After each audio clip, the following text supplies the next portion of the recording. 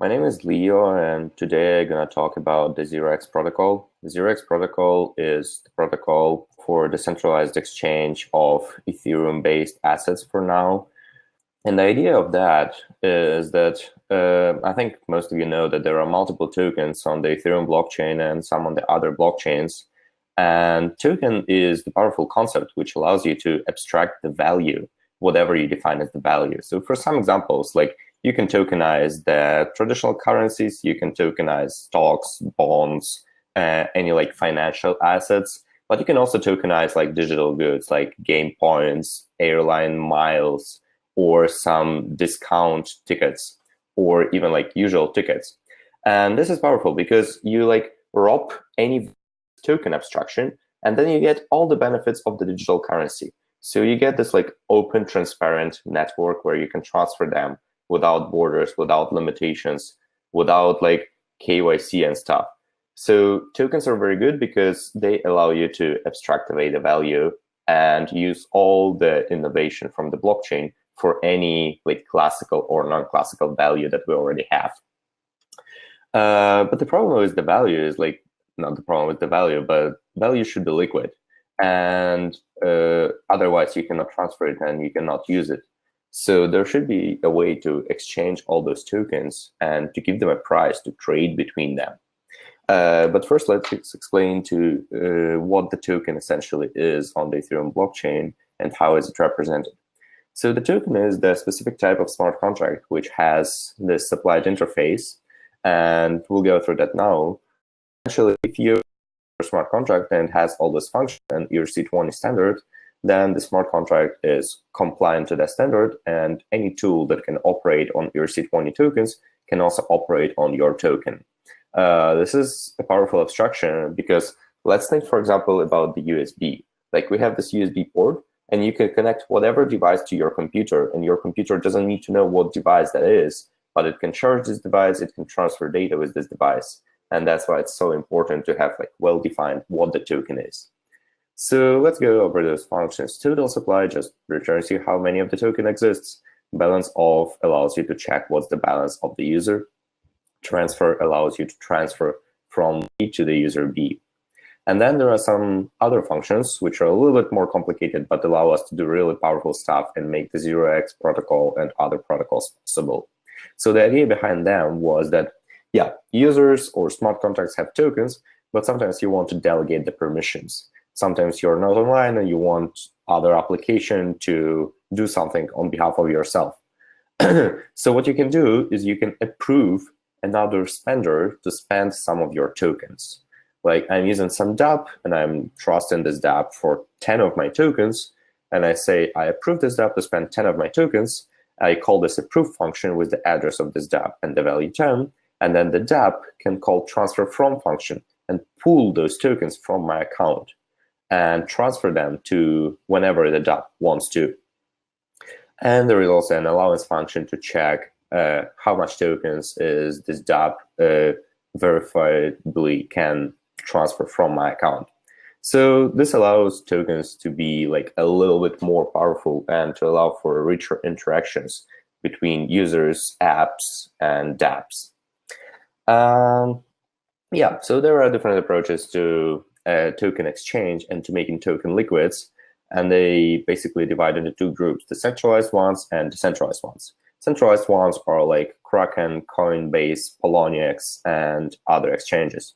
They obviously have their benefits, like they're very fast and they're cheap because they don't need to settle it on the blockchain, and then just all the trades happen in the database and there are like no underlying transactions. The only transactions that you have is depositing funds and withdrawing funds, and all this happens in like their closed system. But the cons of that are obviously that they're custodial, they hold your funds, and I think MTGOX and Bitfinex showed us that it's not usually the best idea to hold users' funds. Because they hold users' funds, they need to comply with the KYC requirements, know your customer, and they need to require the document scans, and they basically need to know about your identity. So it's much harder to register in those exchanges, and a lot of the people cannot even do that. Like As a Ukrainian, they don't accept my ID, they don't accept my passport, so I just cannot trade on those exchanges.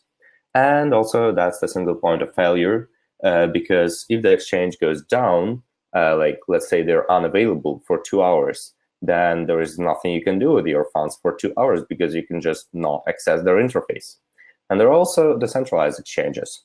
They're open, non-custodial, but the price you pay for that is that they're slower usually and more expensive.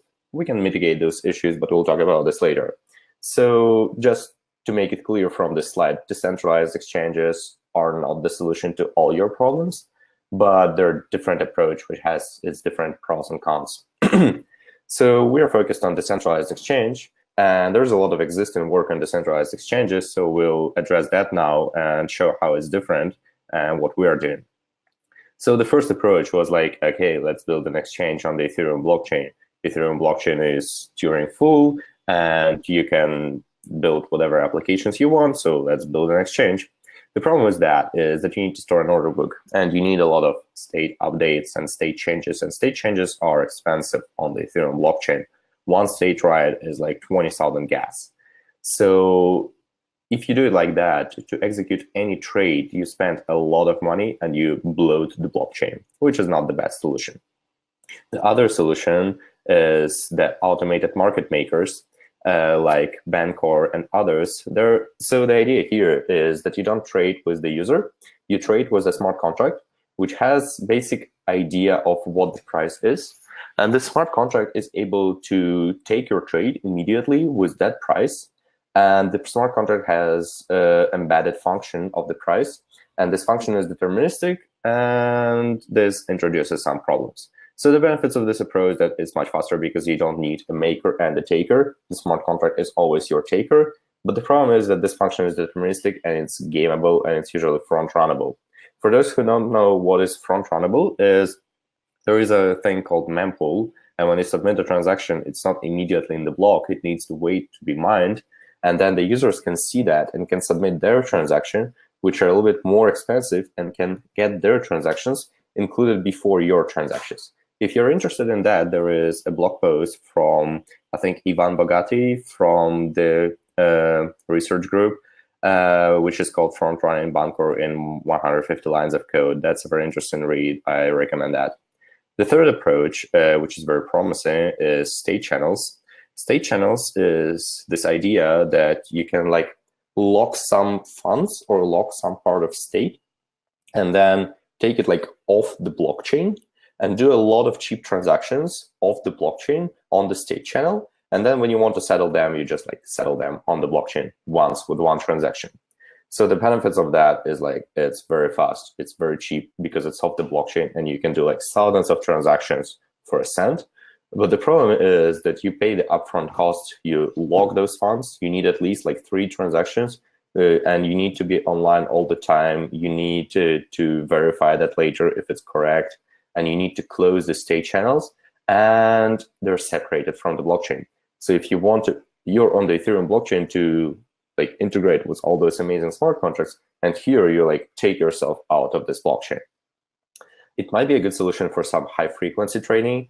It might be a good solution for some use cases, but it's definitely not a good solution for a general protocol.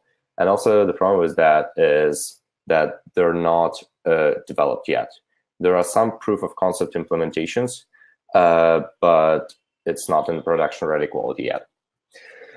So 0x takes the approach of off-chain order relay and on-chain settlement. And that might seem familiar to you because that's the exact approach that EtherDelta uses. And EtherDelta is the most popular app on the Ethereum blockchain. So what happens here is you say, yes, we settle orders on the blockchain, but we don't have the order book on the blockchain. Order book is completely off the blockchain, and you can store it however you want. Yeah, so the order is just a piece of data, which is cryptographically signed and which proves that the maker wants to trade token A for token B for this price. So you see the example order here, you specify the maker, you specify the maker token address and the taker token address, and you also sign this order. And later you transmit this order over whatever medium you want, And the taker, if the taker has this order, he can take it and push it to the smart contract and execute this order without you, because you already signed it, and the smart contract knows that you want to do that. So the medium of transfers of those trades can be, not trades, but orders can be completely different, because Xerox protocol is agnostic in terms of that. You can, for example, some of the interesting ideas that people had right after the token launch were their subreddit. There is a token trade subreddit where people posted their trades because they're just pieces of data, and they had bots that went over the subreddit and modified those trades and verified those trades. The other thing that you can do with the protocol is, for example, the free OTC trade. So we have the OTC stands for over the counter. It's very useful when you know the person that you want to trade with, and you just generate this trade, you send this trade to the person, and the person can execute this trade. It's completely decentralized. You don't need to withdraw or deposit your funds anywhere. You don't need to use the exchanges. It's just you execute the function on the Ethereum contract. But that's not the case most of the times. Most of the times when I want to trade, I want to just buy token X for token Y, and I don't know who is the maker and the taker of my tokens, of my trades. So I need some kind of exchange, and I need the so-called relayers. So relayers are people, organizations that store the order book. And they store the order book, they store it off-chain, and they make this order book available. When you want to trade, you just go to the relayers, you request the trades, and you be like, okay, give me the trade where I can buy 5 Ether for 0x. And they have this trade in their order book, and they give it to you. Or when you're the maker, you can submit your order on the order book. And the difference, the huge difference between the EtherDelta and 0x protocol is that EtherDelta is the closed system, and they are the relayer themselves, and they store this order book on their server.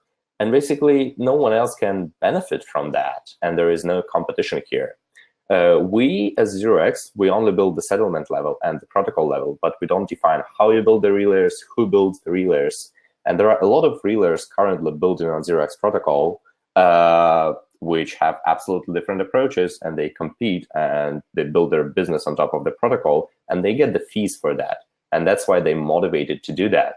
And for example, when you go to like EtherDelta, the UI is quite cumbersome to use because they basically have no motivation to improve that. And there is just one team. But with the relayers, they all share the liquidity. So it's quite easy to switch from one relayer to another. And if another relay will be better, people will just switch. And that's what happened already. So let's go through some of the relayers that exist currently. So here is the first one called Radar Relay.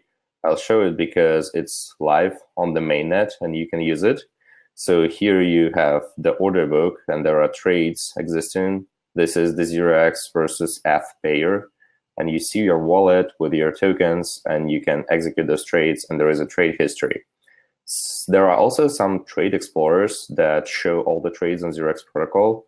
Like here, it shows that people trade some tokens already on the mainnet.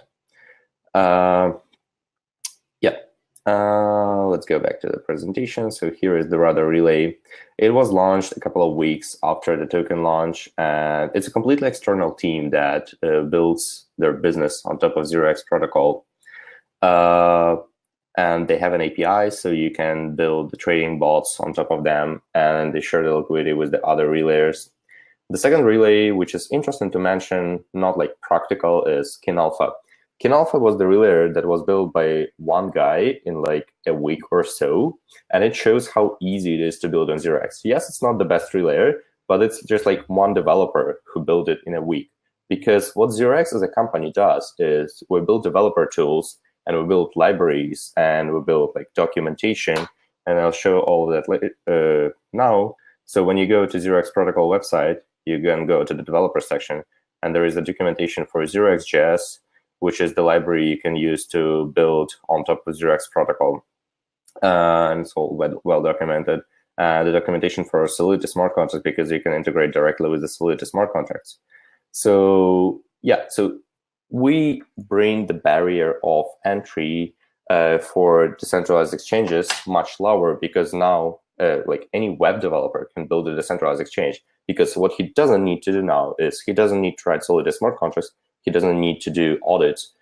He doesn't need to store user funds. It's just a web application, and it's impossible to like screw up in this web application because it's untrusted. The third layer that's interesting is Paradex. It's not yet released. It's going to be released in the next month. This is just a sneak peek into the UI. Paradex uses a different approach, because when you submit it, it uses the approach which is called centralized order matching, which doesn't mean that it's like centralized. It's just they match the orders, and they're always the taker of the order. So when you trade like with Paradex, but Paradex matches your orders with others. It allows them to do trades much faster than the block, because they can be sure that as soon as you submit a trade and they have a match, they will settle it eventually, but you don't need to wait for that. You can read about the different three-layer approach and different three-layer strategies in our document, in our wiki, because there are multiple three-layer strategies and what you can do. When you go to the wiki, there is the three-layer strategies, and here is matching, what the Paradex does, or open order book, what the Rudder relay does. I really recommend reading that. It just like shows you what the protocol is capable of and why the open protocol approach is much better than just like one application. Yeah, so the way we think about 0x protocol is that it's an exchange block for the EVM, exchange module for the EVM. It allows you to do the exchange, but it's also agnostic in terms of the ways, like how do you do the exchange, what do you exchange? It just facilitates the exchange. And there are multiple projects building on top of 0x because they need the exchange, and they don't want to build their own systems and their own closed systems. They just want to be the part of this like one bigger liquidity pool. So for example, Dharma is the decentralized protocol for lending, as well as Lendroid and borrowing on the Ethereum blockchain. And they're building their protocol, but under the hood, they're using the 0x protocol directly as solid smart contracts, because contracts are building blocks that should be combined together. And it makes their life much, much easier. And also all their all their orders will be also available to other people, and it creates a shared liquidity pool.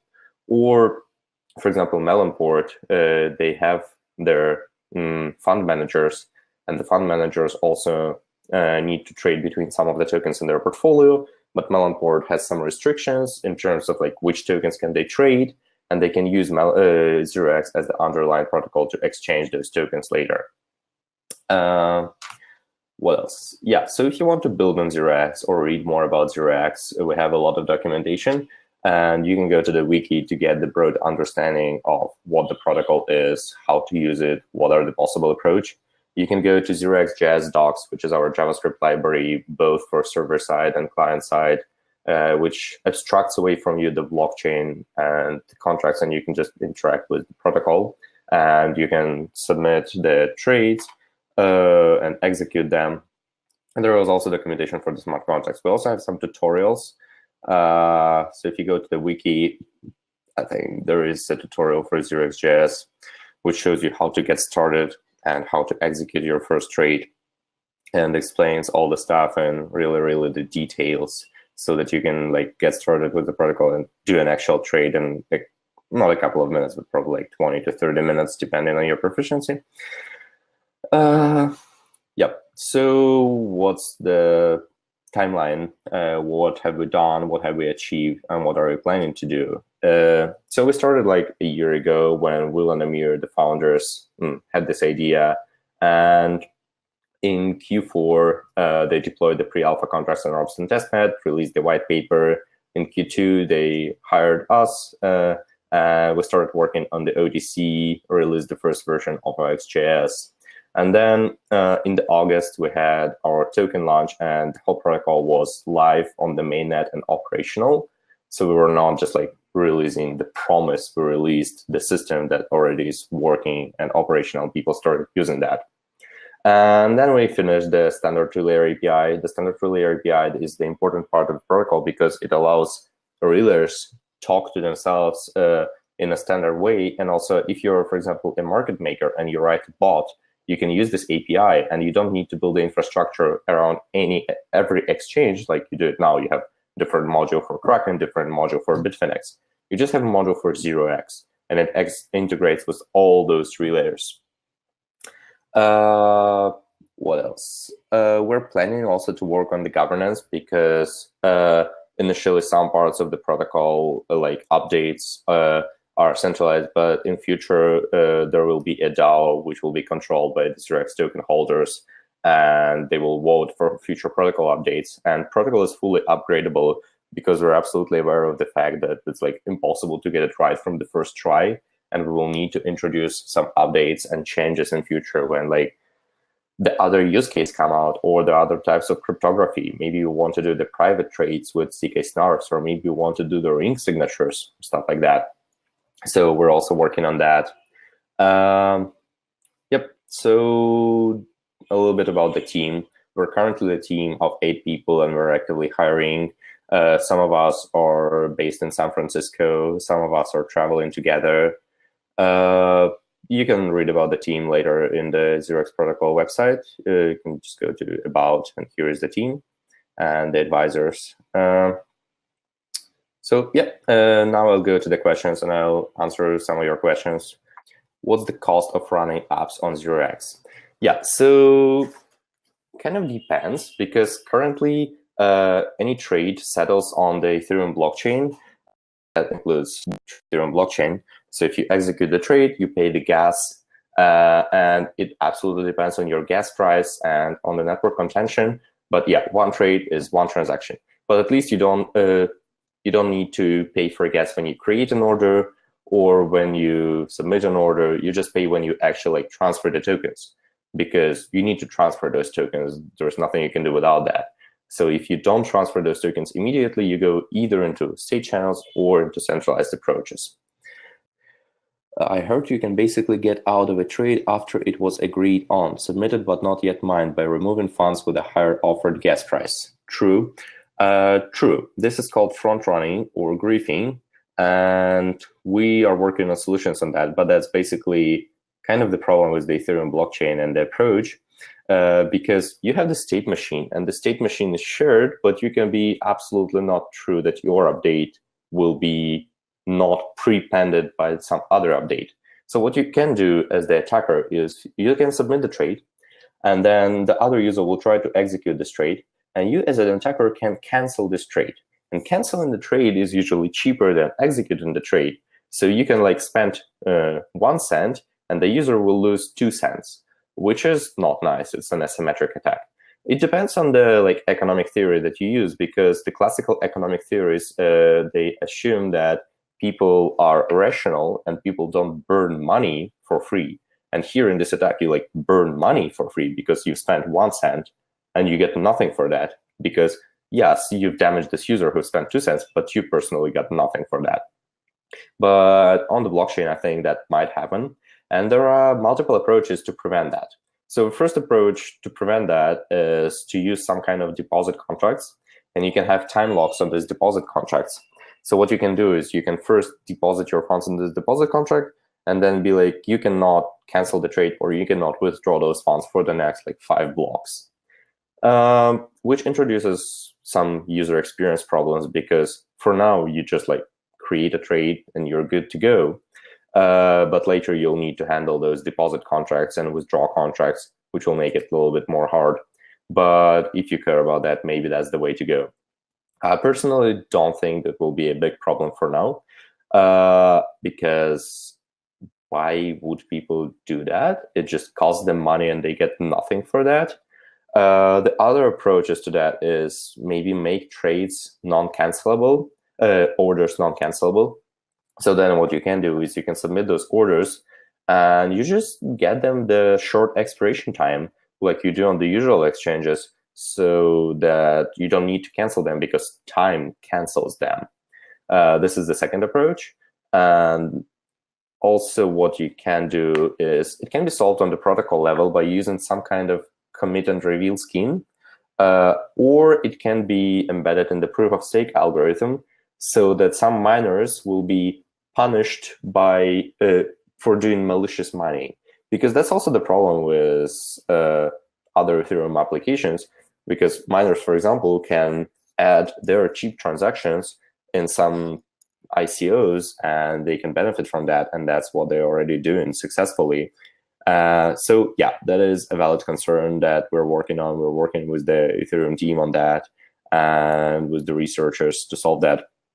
But that's basically the problem of decentralized applications, because you cannot be 100% sure unless the stuff settles. Like if you want to be 100% sure, look 6 blocks behind you.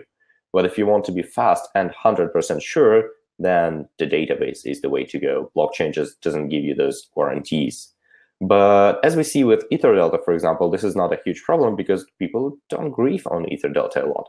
Yes, people front run EtherDelta, but it doesn't bring a lot of downside for that. Like, yeah, people front run, people get money on that. People also can kind of front run in the classical financial world because, for example, OTC desks sometimes front run their clients, but then it's regulated by the law and it's punished. Oh, what we can also do here is we can introduce our like kind of law to punish those people, because for example, if the exchange wants to be protected from that, they can require the security deposit from those users. And if the user is provably front running or provably griefing, they can burn the security deposit. So that's currently not built into the protocol, because there are multiple solutions that you can implement on top of the protocol without introducing changes to the protocol, which will solve that. Rumors about lending 0x tokens. I mean, how is it? Yeah, you can lend tokens. What about it is interesting. Like you can also lend money, lend Bitcoins. Token holders become relayers and collect fees. Yeah, so you don't need to be a token holder to become a relayer. To become a relayer, you just need to build the relayer, which is either an API or the UI for trades. But the most essentially, it's the order book that you share and hold. And then when the user submits the trade to your order book, you can specify, here it is, let's go to the trade. He can specify the taker fee, the maker fee, and the fee recipient to this relayer, and the relayer can only accept trades with himself as the fee recipient. And then when those trades are executed, the smart contract automatically pays the fees to this relayer. So the relayer gets incentivized to hold those orders and to execute them because he gets fees from that. And then those fees are paid in 0x tokens. Because later, when you build the relayer, you build your business on top of the protocol, and you're interested in the protocol future. So you get those fees, you get those tokens, and you can either like sell them immediately, dump them, and get some money for development, or you can hold some of them and participate in the voting process later because you're interested in that, and you're incentivized to make good decisions for the protocol future. Because if the protocol future is like bad for you, then it hurts your business. Could you compare to IDEX? I haven't read too much about IDEX, so I will not answer this question, unfortunately. Is there front-running risks with DEXs? Yes, there are front-running risks with DEXs. There are some approaches that I was talking about before to mitigate those front-running risks. And the most known approaches are either the deposit contracts or the limit on the gas price, or commit reveal schemes, or other consensus protocols. And all of those approaches have their upsides and downsides. So basically, different exchanges will choose different approaches and test them. We don't know yet which approach will be the most widely accepted. How much tech knowledge does one need to build relayer platform? Shall one be a developer? So as I've shown with Kin Alpha, this is like the simplest relayer you can get. It's just one dude building it in a week using Firebase, and it doesn't look good, but it's operational, and it has the order book. It has some trades. It's not very big of an order book, but this is just like one web developer. So if you're a good web developer, you can do that. You don't need a lot of blockchain knowledge. Like, yes, it's useful, but you don't need to write your own smart contracts. You don't need to develop your own libraries for integrations with those smart contracts, because we've done that. We're also working on the order watcher, which will allow you to react to those changes as fast as possible, like as soon as they're in the mempool. Should you, as a single person, develop a relay? Probably no, because it's a very competitive field, and there are teams building on that. Like Rudder Relay is around 10 people. Paradex is also around like 5 or 6 very experienced developers. And there's also an Ffinex, which is the token exchange built by Bitfinex. So I don't feel like one developer will be able to compete with those teams that are building businesses on top of that.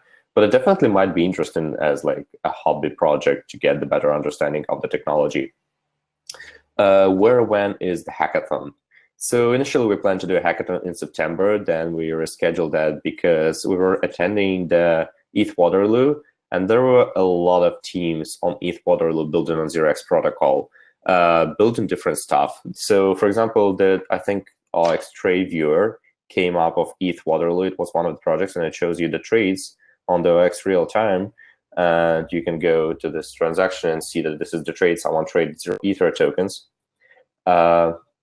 Also, someone built the relay on ETH Waterloo, but because it was the hackathon, the relay was not the best quality.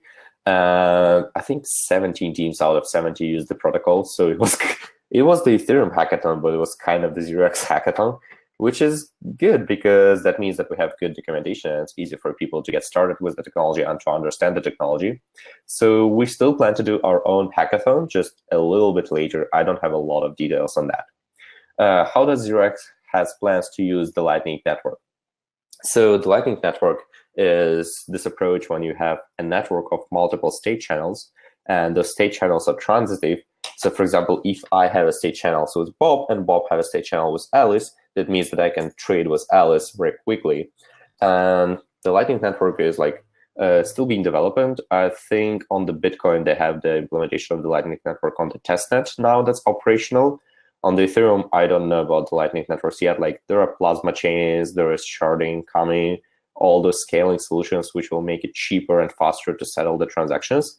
0x protocol, what's good about that is like it's just a smart contract. It's nothing specific to the Ethereum protocol. So if Ethereum can scale, then 0x can also scale automatically. Or if any other EVM blockchain can scale. So for example, there are blockchains with other consensus protocols like Cosmos and Tendermint, which 0x protocol can be just ported to. If they fork Ethereum, they get it for free. And they get this contract, which is already there, and people can already use it. So we are not focusing on scaling ourselves because it's not on this level of abstraction. It's a lower level of abstraction. We're focusing on building tools, on building the protocol. And it's just an engineering problem to solve the scaling, and scaling will be solved in the future. And there are a lot of smart people working on that.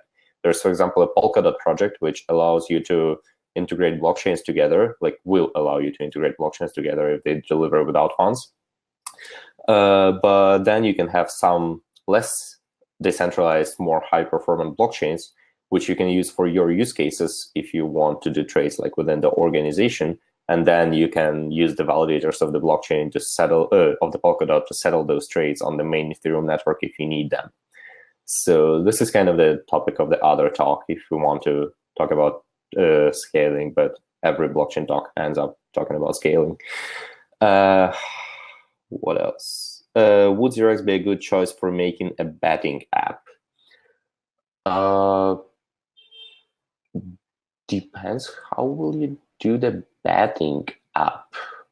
I think might be, but I'll need more information because, for example, 0x is a good choice for people building lending and borrowing now, which is interesting because when you think about that, the lending and borrowing is like a superset of trades, and you can also implement shorting and longing with betting and borrowing. That's why projects like DYDX also use 0x under the hood. So 0x is a good choice for you if you want trades, if you want exchange, and if you want to be part of the shared order book. So you don't need to bootstrap liquidity yourself. You don't need to write contracts and libraries. You just use this existing infrastructure. Yeah, so you're all welcome to read more about 0x or contact me later about 0x. I'll be more than happy to answer all your questions. Also, feel free to check out the Radar Relay. They have a fee-free November. So in November, they don't collect fees because they just want to grow and they just want more user acquisition. So you can trade for free here. You can create market orders, limit orders, trade different tokens. And yeah, they're quite liquid. And you can also check out their API and execute trades automatically. Maybe you will be interested in doing arbitrage between 0x protocol and other DEXs or other centralized exchanges and earn some money on that, and check out our tools. What about AI? AI as artificial intelligence? I think those are completely different topics. And like, if AI wants to trade later and execute trades using 0x protocol, then sure. But this is like as far as like, what about AI and like burgers? Yes, AI can eat burgers, but it's not very connected, in my opinion. How do you think AI will be integrated in the blockchain world? So the good part about the blockchain is that you don't need to be a human. You can be a program, and you can be a self-driving car that like earns money on decentralized Uber and Ethereum and pays for its repairs. So that's how I think AI will be integrated. AI will be the part of our society, and they will be able to pay and participate in the contracts, because currently AI cannot like sign legally binding contracts. But if code is the law, then these crypto primitives can be integrated in the AI, and they can be a normal part of our society. And that's very exciting, because they can participate in the legal agreements and they can participate in the trades. And in future, you can do the trades and don't know that you're actually trading with the AI. Actually, when you do the trades now on the like NASDAQ, most probably you're trading with the trading bots, but that's a little bit different, because those are not like, there is a border between AI and the program, and some trading bots are more like just usual programs, but some are more like AIs. Okay, I think we're running out of time. It was nice to talk to you all. See you.